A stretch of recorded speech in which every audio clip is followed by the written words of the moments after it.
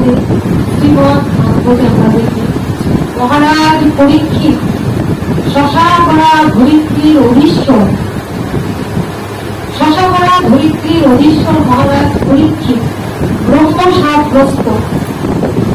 7 দিনের মধ্যে তাকে তক্ষক দংশন করবে, তার মৃত্যু হয়ে যাবে, তার মৃত্যু হয়ে যাবে। আচ্ছা, তিনি তো জেনেছিলেন 7 দিনের মধ্যে তার মৃত্যু হয়ে যাবে, তক্ষক তাকে দংশন করবে, কারণ তিনি শাপগ্রস্ত ছিলেন। শ্রমিক মুনির পুত্র চিত্রী মুনি তাকে অভিশাপ দিয়েছিলেন 7 দিনের মধ্যে তক্ষক তোমাকে দংশন করবে। কেন?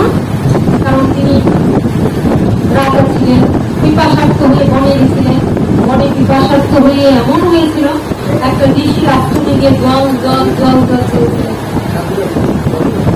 ঋষি তখন ভগবানের ঘরে বিভোর ছিলেন, তিনি কিন্তু শুনতে পাননি কেউ জল চাইছে। আর রাজা মনে মনে উপদেশে গেল, উপদেশে মনে মনে ভাবল কি আমি রাজা, আমি জল চাইছি, আমাকে জল দিল। তাই তিনি ক্ষুব্ধ হয়ে তার গলায় সবটা ছড়িয়ে দিয়েছেন। এখানে দেখা গেল কিছু অহংকার এসে আসলে কিন্তু রাজা হল সত্যি সত্যি জাগতিক রাজা ছিলেন না। তিনি যে মাতৃগর্ভে ভগবানকে দর্শন করেছিলেন, তিনি যে ভক্ত চূড়ামণি, কিন্তু ভগবান তাকে ভক্ত চাই, ভক্ত ছাড়া ভগবান তাকে দিয়ে লীলা প্রচার করবেন। আর ভগবানের ইচ্ছায় তিনি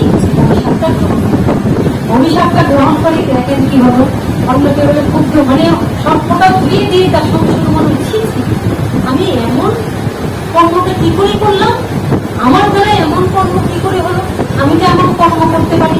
ঠিক ঠিক নিজেকে নিজে ধিক্কার দিচ্ছ, নিজেকে ধিক্কার দিচ্ছ, নিজেকে নিজে ধিক্কার দিচ্ছ।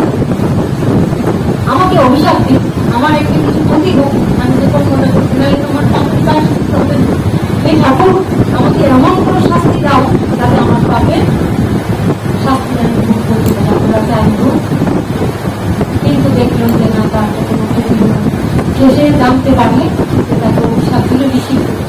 তখন শুনতে পেল আমার কি ভাগ্য, আজকে ঋষিপুত্র আমাকে অভিশাপ না দিত, তাহলে আমি এই রাজ্য ছেড়ে ভগবানের চরণ করে আসতাম, তখন এই সাধু সন্তদের আমি পেতাম।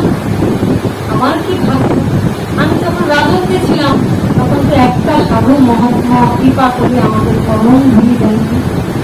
আর যখনই আমি অভিশপ্ত হলাম, যখনই মহারাজ পরীক্ষিত অভিশপ্ত হলেন, তখনই তিনি চিন্তা করেন, আমরা বলে চিন্তা করতে পারতাম কি করবো কি করবো কি করবো, ভেবে মরে দিতাম। হ্যাঁ হ্যাঁ, আমার তো সময় শেষ, আমার তো সময় শেষ, তাহলে আমার কি হবে, আমি কি করবো, আমি কি করে আমি এই অভিশাপের হাত থেকে বাঁচবো, কত চিন্তা করতাম। আপনি তখনই সিদ্ধান্ত নিলেন, কি সিদ্ধান্ত নিলেন, সমস্ত রাজ্য তার পুত্র ব্রহ্মদেবের হাত তুলে দিলেন, দিয়ে চললেন কোথায়, অধিকারী ব্রহ্মকর্মী ওখানে গিয়ে বসে করলেন। না, আমার তো আর সময় নেই, আমার তো এখনই মাত্র 7 দিন সময়, তার মধ্যে অনেকটা সময় পেরিয়ে গেছে। আমি কি করে ভগবানের চরণ লাভ করব, আমি কি করে ভগবত ধাম প্রাপ্ত হব, আমি কি করে আমার এই জীবনকে সার্থক করবো। আমি মনে ভাবনা আছে যে আমরা তো জানি না তো, উনি তো জেনেছিলেন 7 দিন সময়। শাস্ত্র বলছে, তা কি বলছে যে আপনি ভয় পেলেন না, আপনারা এত ভয় পাচ্ছেন কেন, আপনার 7 দিনের মধ্যে সময় শেষ। 7 দিন মানে আপনারা অনেক সময় হাতে পেয়েছেন, 7 দিন মানে অনেক সময় পেয়েছে, কিন্তু জীব তো তাও জানে না তার কোন মুহূর্তে তার সময় হবে। সে প্রতিনিয়ত জল্পনা কল্পনা করে কত কিছু করে চলেছে, কোন মুহূর্তে তার প্রাণ বায়ুটা বেরিয়ে যাবে নিজে জানবে, প্রস্তুত হতে পারবে না। কিন্তু আমাদের এই দেহটা হলো মৃত্যুর জন্য আমাদের একটু প্রস্তুতি নিতে হবে, যাওয়ার জন্য তৈরি হতে হবে। কোথাও যদি আমরা ঘুরতে যাই, আমরা মনে মনে প্রস্তুত হই না, এই কদিন থাকবো, মানে আমাকে একটু দিয়ে ঘরে ঘুরতে হবে। এই